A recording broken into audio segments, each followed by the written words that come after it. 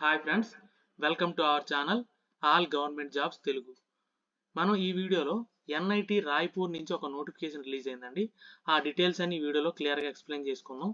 And డీటెయిల్స్లోకి వెళ్ళే ముందు ఎవరైనా ఛానల్ని సబ్స్క్రైబ్ చేసుకున్నట్టయితే వెంటనే సబ్స్క్రైబ్ చేసుకోండి. మన ఛానల్లో లేటెస్ట్ గవర్నమెంట్ జాబ్ అప్డేట్స్ అన్నీ వస్తాయండి.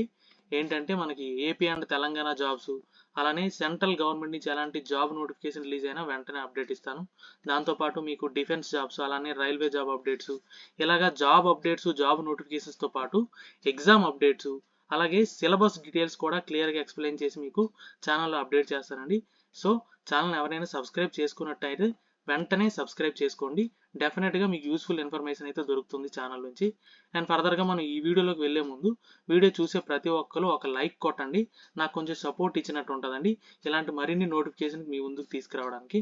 అండ్ ఫర్దర్గా వీడియో డీటెయిల్స్లోకి వెళ్తే చెప్పాను కదండి, national institute of technology Raipur అండి. దీని నుంచి మనకి రెగ్యులర్ జాబ్స్ అండి, రెగ్యులర్ పర్మనెంట్ జాబ్ వేకెన్సీస్ అనమాట. నాన్ ఫ్యాకల్టీ పొజిషన్కి వేకెన్సీస్ రిలీజ్ అయ్యి ఇవన్నీ పర్మనెంట్ గవర్నమెంట్ జాబ్ వేకెన్సీసే. ఆ డీటెయిల్స్ అన్ని ఫర్దర్గా చూద్దాం.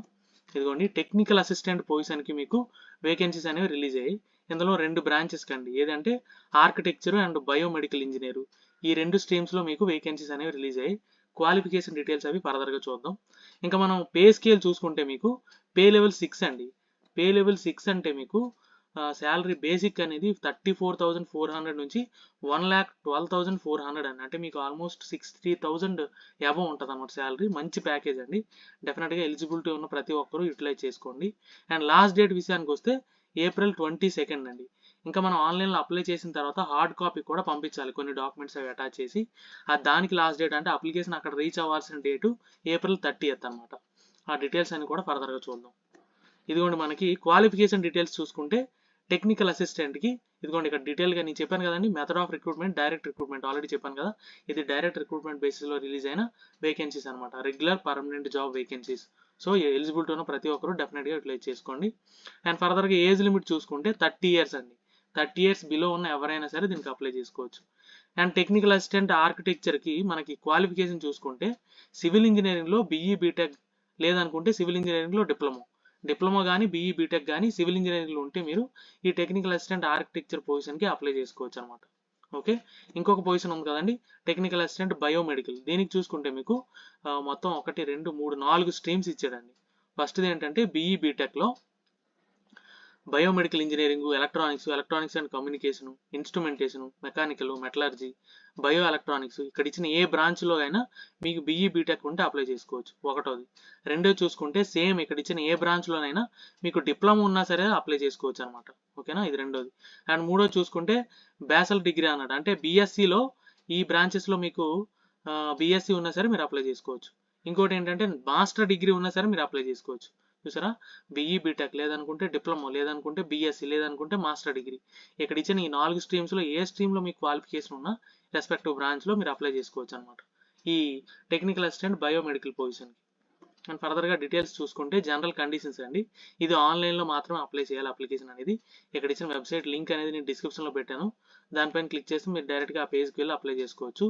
ఇంకోటి ఏంటంటే మీరు హార్డ్ కాపీ మాత్రం ప్రింట్అవుట్ తీసి కొన్ని సెల్ఫ్ అటెస్టెడ్ డాక్యుమెంట్స్ ఎన్క్లోజ్ చేసి పంపించాలన్నమాట.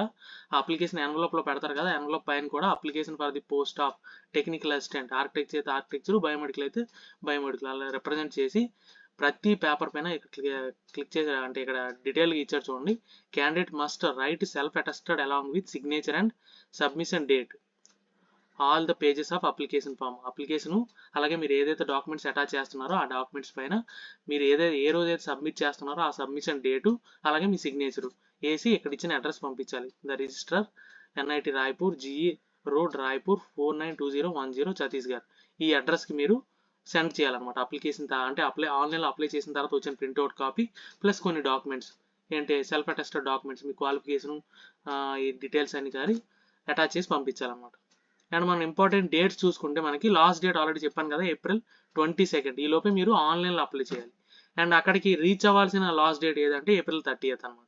ఓకే, ఇంకోటి అప్లికేషన్ ఫీజు విషయానికి వస్తే అన్రిజర్వ్డ్ ఓబీసీ వాళ్ళకి 1000 రూపీస్ పే చేయాలండి. ఓకే, ఇంకోటి ఎస్సీ ఎస్టీ పీడబ్ల్యూ ఈడబ్ల్యూఎస్ వాళ్ళు అయితే 500 రూపీస్ పే చేయాలి, ఇది కూడా ఆన్లైన్లో పే చేయాలి.